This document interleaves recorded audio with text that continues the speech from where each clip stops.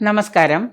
2025 March 29 ശനിയുടെ ഗോചരം മേടക്കൂറിൽപ്പെട്ട ഭരണി നക്ഷത്രത്തിന് ശനി 12ലേക്കാണ് സഞ്ചരിക്കുന്നത്. 12 എന്ന് പറയുമ്പോൾ നഷ്ടസ്ഥാനമാണ്. ശനി അപ്പോൾ 7.5 ശനിയുടെ കാലഘട്ടത്തിലേക്ക് മാറുകയാണ്.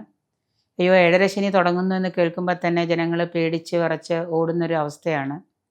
എങ്കിലും ഈ പറയുന്ന 7.5 ശനിയിൽ തുടക്കത്തിൽ പല മാറ്റങ്ങളും ജീവിതത്തിൽ നിങ്ങൾക്ക് കൊണ്ടുവരാനായിട്ട് സാധിക്കുന്നുണ്ട്. ശനിയെ നമ്മൾ പേടിക്കേണ്ടതില്ല എന്ന് പലതവട്ട ആവർത്തിച്ച് നമ്മൾ പറയാറുണ്ട്. ശനി എന്ന് പറയുന്നത് ഗുണങ്ങൾ കൊണ്ടുതരാൻ കുറച്ച് താമസിക്കുമെന്നേ ഉള്ളൂ. എങ്കിലും ശനിയെ നമ്മൾ വേണ്ട രീതിയിൽ പ്രാർത്ഥിക്കുകയും ഉപാസിക്കുകയും ശനിയെ നമ്മൾ കൂടെ നിർത്തി, ശനിയെ എങ്ങനെ കൂടെ നിർത്തും എന്നുള്ളതാണ് അടുത്ത ചോദ്യം. ആ രീതിയിൽ അതിനെ പ്രാർത്ഥിക്കുകയും വ്രതമെടുക്കുകയൊക്കെ ചെയ്ത് എല്ലാ തരത്തിലും നമ്മൾ ശനിയെ ഉപാസിച്ചു പോന്നാൽ, ജീവിതത്തിൻ്റെ യൂഷ്വൽ കാര്യങ്ങളിൽ ശനിയെയും കൂടെ നിർത്തിക്കൊണ്ട് പോന്നാൽ തീർച്ചയായിട്ടും നമുക്ക് അതിൽ നിന്ന് ഗുണങ്ങൾ, നേട്ടങ്ങളൊക്കെ ഉണ്ടാകാം. ഏതെങ്കിലും ചെറിയ തരത്തിലുള്ള ദോഷങ്ങളുണ്ടെങ്കിലും നമുക്ക് പറയാറുണ്ട്, കണ്ണുമ്മ കൊള്ളണത് പിരികത്ത് കൊള്ളുക എന്ന രീതിയിലുള്ള കാര്യങ്ങളൊക്കെ നമുക്ക് സംഭവിക്കുകയുള്ളൂ. അപ്പോൾ തീർച്ചയായിട്ടും ശനി ഈ ഭരണി നക്ഷത്രക്കാർക്ക് 12ലേക്കാണ്. അനാവശ്യ ചെലവുകളൊക്കെ പൊതുവെ വർദ്ധിക്കുന്നൊരു കാലഘട്ടമാണ്. ചിലവുകളൊക്കെ നിയന്ത്രിക്കുന്നതും, കുറച്ച് പൈസ കയ്യിലുണ്ടായിരുന്നു എന്ന് വിചാരിച്ചിട്ട് ധാരാളം വാരി ചെലവഴിക്കുക, അല്ലെങ്കിൽ വരാതിരുന്ന പണം കണ്ടെത്തി കടം വാങ്ങിച്ച് ചിലവുകൾ നടത്തുക, ഇതൊക്കെ ഒന്ന് നിയന്ത്രിക്കുന്നത് പൊതുവെ നന്നായിരിക്കും. മറ്റുള്ളവരുടെ വാക്കുകളൊക്കെ കേട്ട്, ഒരാൾ പറഞ്ഞു 10,000 ലക്ഷങ്ങൾ മുടക്കി ബിസിനസ് ചെയ്യാമെന്ന് പറഞ്ഞു, മറ്റുള്ളവരുടെ വാക്കുകളൊക്കെ കേട്ട് പണം മുടക്കി നമ്മൾ ബിസിനസ്സുകൾ, സംയുക്ത സംരംഭങ്ങളൊക്കെ, കൂട്ടു സംരംഭങ്ങൾ, ഒരു 2-3 പേര് കൂടി ചേർന്ന് സംരംഭങ്ങളൊക്കെ ചെയ്യുന്നതോ മറ്റേതെങ്കിലും തരത്തിൽ പണം ഇൻവെസ്റ്റ് ചെയ്യുന്നതോ ഒക്കെ ധനനഷ്ടം ഉണ്ടാക്കുന്നതാണ്. സപ്പോസ് ഇപ്പോൾ ഒരു ചിട്ടി ചേർന്നാൽ പോലും നിങ്ങൾക്ക് ആദ്യം വലിയൊരു തുകയാണ് അടയ്ക്കേണ്ടി വന്നതെങ്കിൽ ആ ചിട്ടിയിൽ നമ്മൾ പണം അടച്ചു കഴിയുമ്പോൾ ചിലപ്പോൾ പിന്നീട് അത് കണ്ടിന്യൂ ചെയ്യാൻ നിങ്ങൾക്ക് സാധിച്ചില്ല എന്ന് വരാം. അപ്പോൾ ആദ്യം അടച്ച പണം അവിടെ ബ്ലോക്കായിപ്പോവും. അപ്പോൾ അങ്ങനെയുള്ള ചില മറ്റുള്ളവരുടെ വാക്കുകൾ കേട്ട് ചില കാര്യങ്ങളിൽ ധനം മുടക്കിയാൽ ധനനഷ്ടം ഉണ്ടാകാം. അപ്പം അതിനെയൊക്കെ ഒന്ന് ചിന്തിച്ചതിന് ശേഷം മാത്രം ഇത് കണ്ടിന്യൂ ചെയ്ത് കൊണ്ടുപോകാൻ പറ്റുമോ, ഞാനിപ്പോൾ ചെയ്യുന്നതിൽ നിന്ന് എനിക്ക് വ്യത്യസ്തമായിട്ട് മാറ്റങ്ങൾ വരുമോ എന്നൊക്കെ ചിന്തിച്ച് ലാഭം ഉണ്ടാക്കാൻ പറ്റുമോ എന്നൊക്കെ നോക്കിയതിന് ശേഷം മാത്രം പണം മുടക്കുന്നത് നന്നായിരിക്കും. പല കാര്യങ്ങളും, അപ്രതീക്ഷിതമായിട്ടുള്ള പല കാര്യങ്ങളും നമ്മൾ നഷ്ടത്തിലെത്താം. ലാഭം കിട്ടും, ലാഭത്തിലേക്കാവും. ലാഭം ഇച്ഛിച്ചുകൊണ്ട് നമ്മൾ ചെയ്യുന്ന പല കാര്യങ്ങളും ചിലപ്പോൾ അറിയാതെ 12ൽ നിൽക്കുന്ന ശനി നഷ്ടത്തിലേക്കാക്കാം. അപ്പോൾ അത് വരാതിരിക്കാനായിട്ട് നമ്മൾ കൂടുതലായിട്ട് എന്താ ചെയ്യേണ്ടതെന്ന് വെച്ചാൽ, ഇപ്പോൾ തുടങ്ങി വച്ചിരിക്കുന്ന പ്രസ്ഥാനങ്ങളൊക്കെ കുറച്ച് ഈശ്വരാനുകൂല്യങ്ങളൊക്കെ നേടി അതിനെ നല്ല രീതിയിൽ മുന്നോട്ട് കൊണ്ടുപോകാൻ നോക്കുക. ധാരാളം പണം വീണ്ടും അതിൽ ഇൻവെസ്റ്റ് ചെയ്ത് ലാഭം കിട്ടുമെന്ന് പ്രതീക്ഷിക്കാതെ അത് നല്ല രീതിയിൽ മുന്നോട്ട് കൊണ്ടുപോകാൻ നോക്കുക. പുതിയതായിട്ട് എന്തെങ്കിലും പണം മുടക്കി ചെയ്യുന്നുണ്ടെങ്കിൽ തൽക്കാലം അതൊന്ന് ബ്ലോക്ക് ചെയ്ത് വെച്ച് നല്ല സമയം വരുമ്പോൾ മാത്രം നമ്മൾ ആരംഭിക്കുക. അങ്ങനെ നോക്കിയിരുന്നാൽ ജീവിതം മുഴുവനും കഴിഞ്ഞു പോകും. പിന്നെ ഇനി ഒന്നിനും സമയമില്ല എന്ന് വിചാരിച്ചിട്ട് പണം കൊണ്ട് കുറേ നമ്മൾ ഇൻവെസ്റ്റ് ചെയ്ത് നഷ്ടം വരുന്നതിനേക്കാളും ഭേദം അതാണല്ലോ.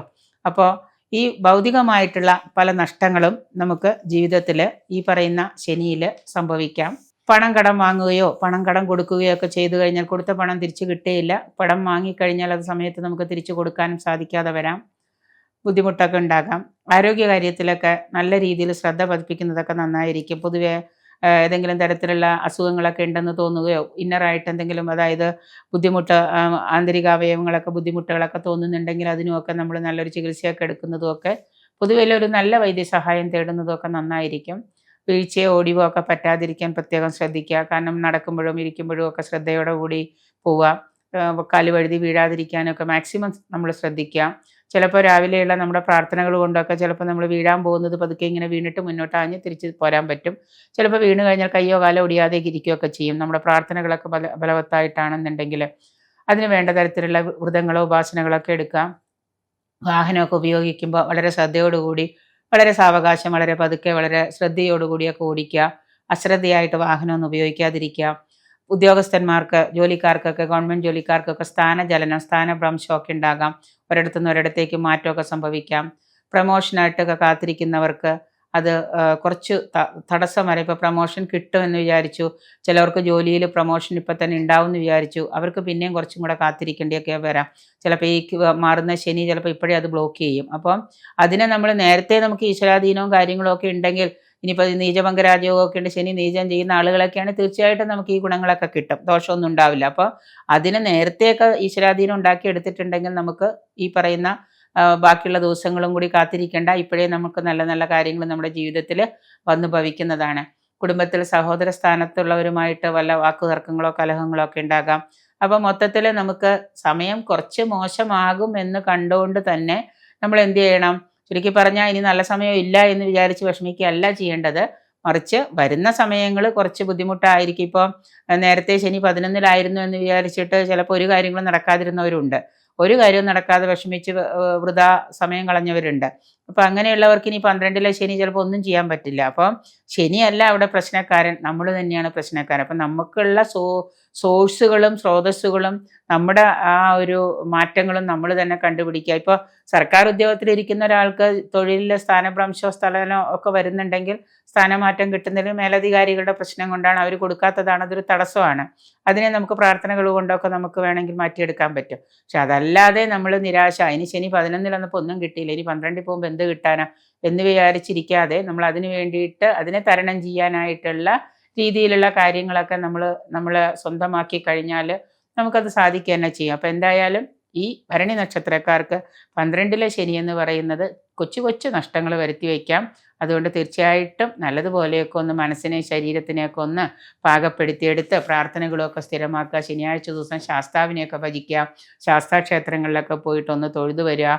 തിങ്കളാഴ്ച ദിവസം മഹാദേവനെയൊക്കെ, എല്ലാ ദിവസവും അമ്പലത്തിൽ പോകാൻ സാധിക്കില്ലെങ്കിലും ഏതെങ്കിലും ഒരു ദിവസം നിങ്ങൾ പോയിട്ട് ഒരു 10 മിനിറ്റ് ദേവൻ്റെ അടുത്ത്, മഹാദേവൻ്റെയോ ശാസ്താവിൻ്റെ അടുത്ത് പോയിട്ടൊന്ന് പ്രാർത്ഥിക്കുക.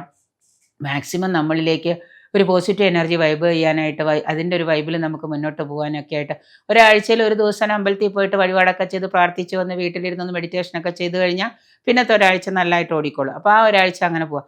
അങ്ങനെ സ്ഥിരമായിട്ട് നമ്മൾ കുറേ കാര്യങ്ങൾ ഇങ്ങനെ ജീവിതത്തിൽ യൂഷ്വലായിട്ട് ചെയ്തു പോന്നാൽ 2 നേരം 3 നേരം ഭക്ഷണം കഴിക്കുന്ന പോലെ ഒരു നേരമെങ്കിലും ഒരു പ്രാർത്ഥന നമ്മുടെ ജീവിതത്തിൽ ശീലമാക്കുക. ഇന്ന് അതിന് എല്ലാവർക്കും മടിയാണ്, പ്രാർത്ഥിക്കാനൊക്കെ എല്ലാവർക്കും മടിയാണ്. എന്നിട്ട് പറയും എനിക്ക് വരുന്നത് മൊത്തം ദുരിതങ്ങളാണ്, മൊത്തം പ്രശ്നങ്ങളാണ്, പ്രാർത്ഥന കൊണ്ടൊന്നും ഒരു കാര്യമില്ല എന്ന് പറയും. അപ്പോൾ അത് അനുഭവ യോഗമുള്ളവർക്ക് മാത്രമേ ഇത് പറഞ്ഞാൽ മനസ്സിലാവുള്ളൂ. അപ്പോൾ അതുകൊണ്ട് ഒരു കാര്യം ചെയ്യാം, നല്ലതുപോലെ ശനിയെ നമ്മൾ ഉപാസിച്ച് കൂടെ നിർത്തി സന്തോഷവാന്മാരായിട്ട് ഇരിക്കാനായിട്ട് ശ്രദ്ധിക്കാം.